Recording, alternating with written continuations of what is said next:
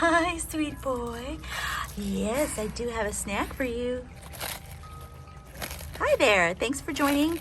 I'm going to show a video of Tilly G's house because I get a zillion questions about his house all the time. And so I want to answer those questions and help you out. Because as you know, these guys get big, really big. And they need a night house or night box to sleep in. So let me give you a tour of his house. So this is Tilly G's original house. And those are the puppies barking. There's Skippy. Skippy!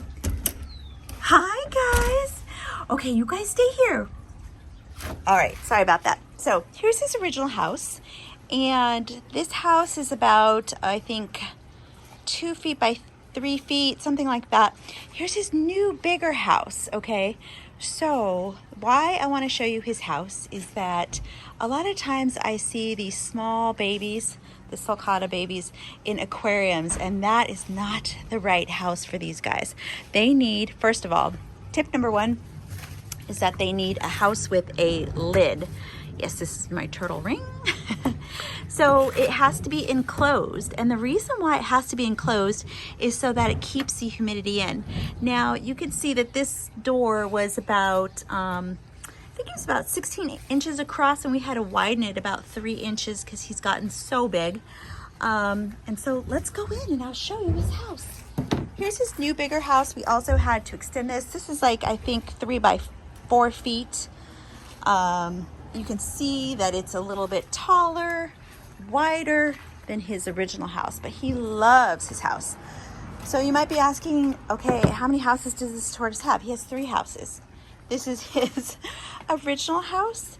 Here's his new bigger house, and he's got his beach house, his summer beach house. Now this is what I call his original house. Hi guys. Yes, I have turtles and tortoises everywhere. And so in addition to having a roof or lid on top, you need to have these plastic flaps or something to help keep the humidity in.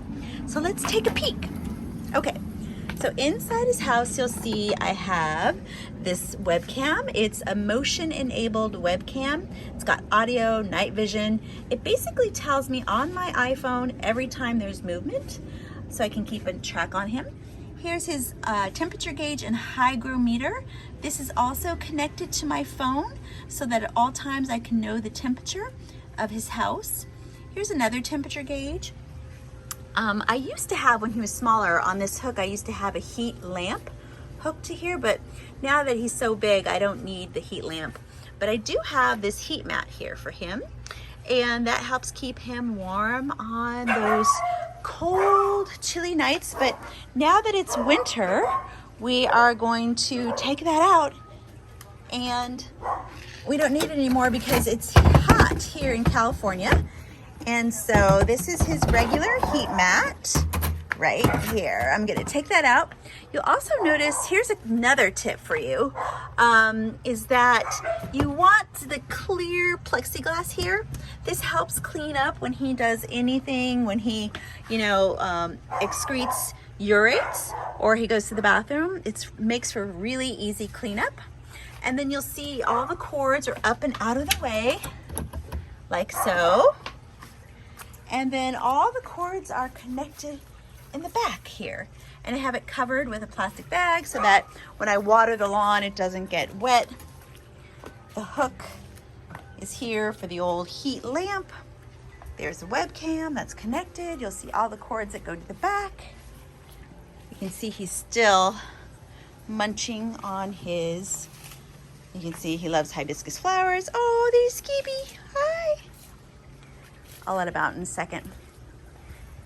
Oh, wow, you're almost done. He devours these things. Now that's just a snack. What he normally eats is Bermuda grass, which is the best thing for these guys. They're natural grazers, and he has several thousand square feet of room for him to roam and eat grass. But for today, let me show you his house. Okay, so tip number 1, have this, the flaps, plastic flaps. Tip number 2, you need a lid or something to keep the humidity in, just like the plastic flaps. You need a temperature gauge, you need a webcam, keep an eye on them at night, And then you also need to keep track of the humidity. Now, it's important for them to have high humidity. You need something above 50%. So what I do is I normally add a substrate. So I'll show you his substrate.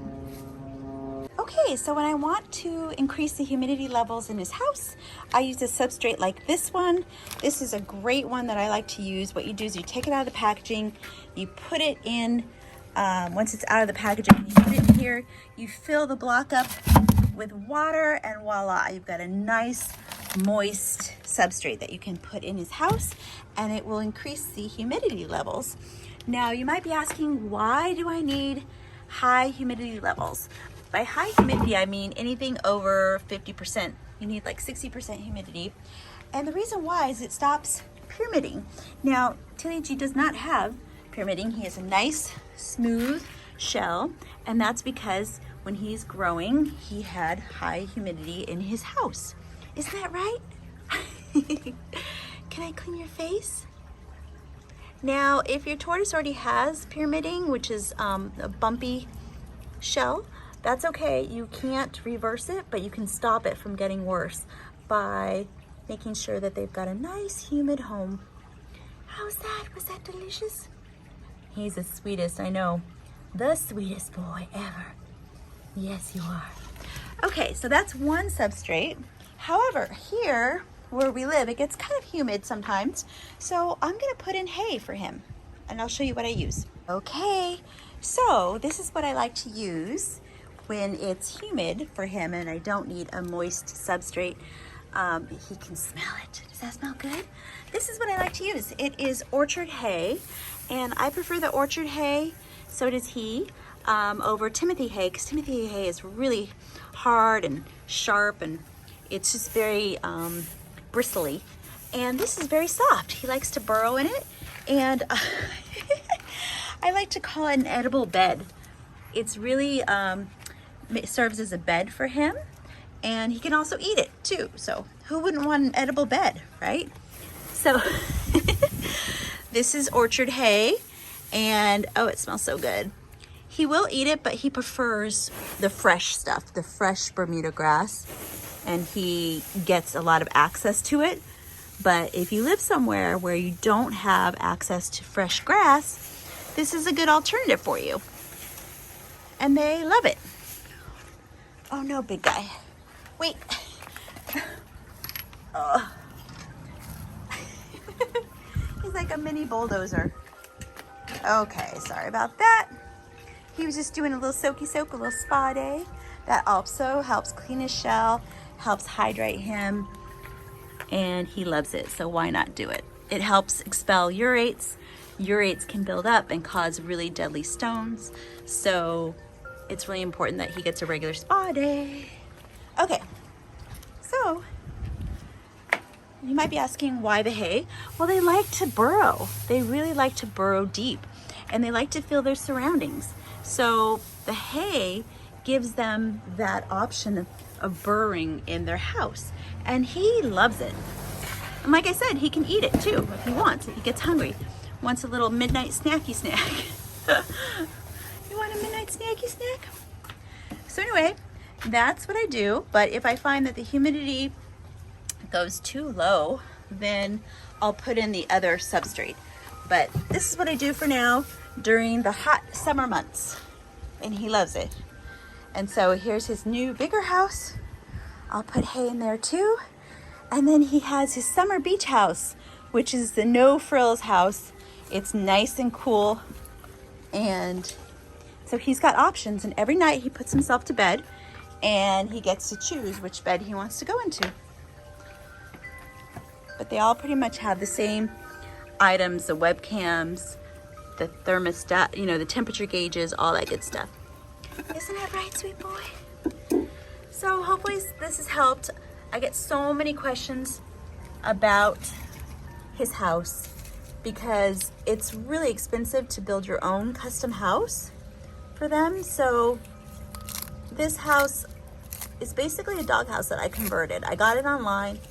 I've got a link to it on my profile page on Instagram with all the supplies. So be sure to check that out. Just go to Instagram, go to my account. You can also go to tillygthetortoise.com, and I've got all the links to all the supplies. And of course, you can leave a comment and ask me any questions, and I'll try to help you out. Thanks so much. Thanks for watching. Like and subscribe. Love you.